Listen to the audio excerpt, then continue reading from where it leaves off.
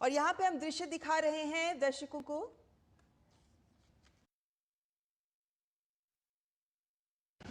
यह सम्मान केवल मेरा, नरेंद्र मोदी का सम्मान नहीं है, ये 140 करोड़ भारतवासियों का सम्मान है।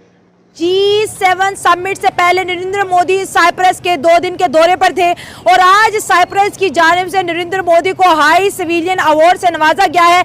एक वीडियो सोशल मीडिया पे बहुत तेजी से वायरल हो रही है जिसमें नरेंद्र मोदी जो है साइप्रस के उस साइड पर इशारा करते हुए दिखाई दे रहे हैं जिस साइड को इस वक्त टर्की जो है ऑक्युपाइड किए हुए है और साथ साथ टर्की के झंडे वहां पर लहराते हुए नजर आ रहे हैं। कहीं ना कहीं नरेंद्र मोदी ने एक और जो है जंग को दावत दे दी है कि अगर टर्की बार बार कश्मीर और पाकिस्तान के सपोर्ट में रहा तो इंडिया जो है साइप्रस के साथ मिलकर टर्की के ऊपर हमले करने की तैयारी में है। इंडिया इस वक्त 3 साइड से जो है टर्की को ब्लॉक कर रहा है, एक तरफ ग्रीस, दूसरी तरफ आर्मीनिया और तीसरी तरफ साइप्रस। और अगर इस दौरे की बात करें तो 23 साल के बाद कोई भारतीय वजीर आजम साइप्रस पहुंचा है और साथ साथ अगर इनके ट्रेड की बात करें तो $150 मिलियन के ऑलरेडी जो है भारत और साइप्रस जो है ट्रेड कर रहे हैं।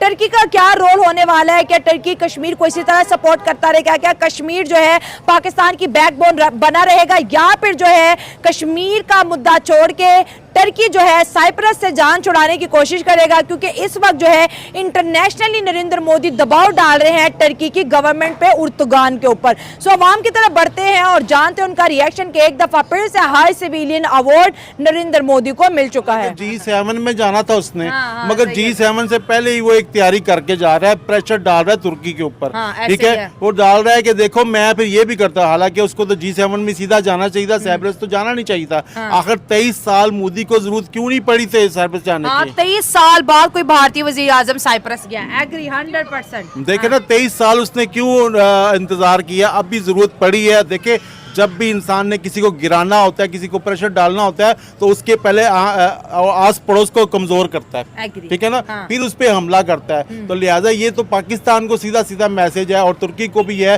कि भाई ये अगर आप नहीं हटोगे, पाकिस्तान की मदद नहीं करोगे, और मेरा ख्याल है मोदी अब जंग से निकल गया है। लेकिन आपको क्या लगता है टर्की बार बार यूनाइटेड नेशन में कश्मीर की बात करता है, टर्की पाकिस्तान की सपोर्ट की बात करता है, टर्की ने हमें ड्रोन भेजो, टर्की हमारा बहुत बेहतरीन पार्टनर है। अगर इंडिया साइपर के थ्रू जो है साइप्रस के थ्रू प्रेशर डाल रहा है टर्की के ऊपर, आर्मीनिया को इंडिया अंधाधुंध वेपन सप्लाई कर रहा है, ग्रीस के साथ इंडिया अपने ताल्लुक बढ़ा रहा है, तो तीनों टर्की के जो दुश्मन है इंडिया ने उसके साथ हाथ मिला लिया। अब टर्की क्या करेगी? टर्की बुखलाहट का शिकार हो जाएगी, टर्की प्रेशराइज होगी क्योंकि इंडिया जो है अपना घेरा जो है टर्की के गिर्द तंग करता जा रहा है। G7 की यात्रा, उस यात्रा के चलते तो आपको पता है कितना है धुआं धुआं। तो उस यात्रा के बीच में नरेंद्र मोदी जी, आपने हमने बताया था, बड़े नोटी हैं। उन्होंने कहा भैया मैं साइप्रस भी रास्ते में उतरूंगा, मेरा प्लेन वहां उतार देना 2-4 घंटे के लिए। तो वो प्लेन उतर गया, भव्य स्वागत हुआ। अब यहाँ किसी और की धुआं धुआं करनी थी। एक है ना बार बार कश्मीर कश्मीर बोलता रहता है, उसकी धुआं धुआं करनी थी तो साहब वहां पर भव्य स्वागत हुआ।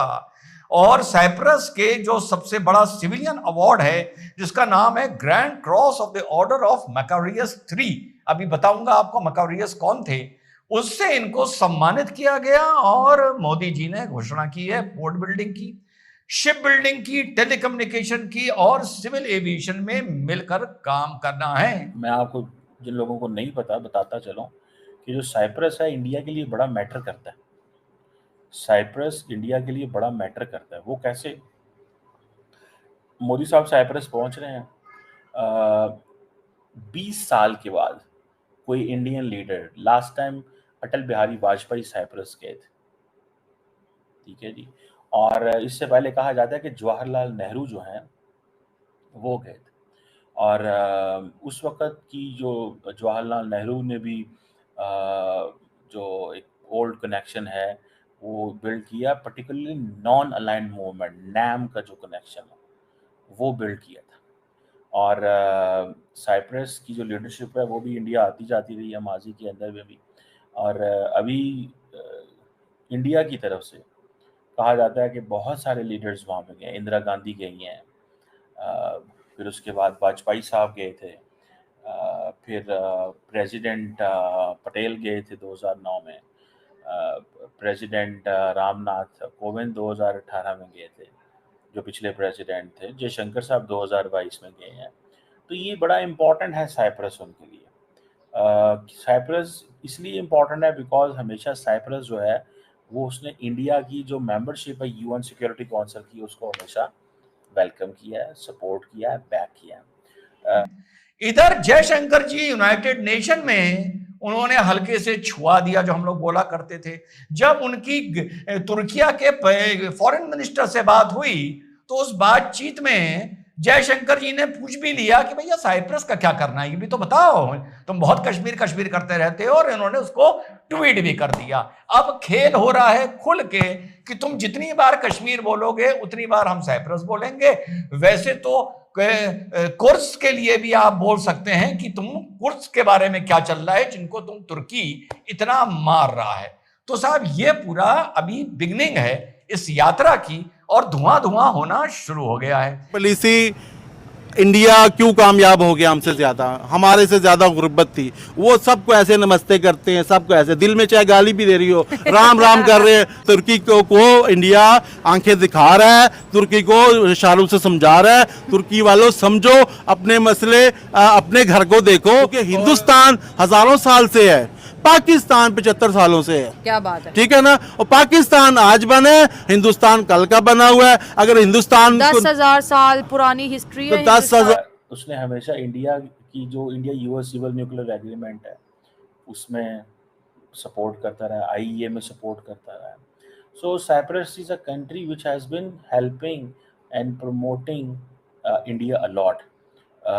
और पुलवामा में भी देखें, ये पुलवामा टेरर अटैक और 2002 में पहलगाम अटैक, ये सारा जो है ना वो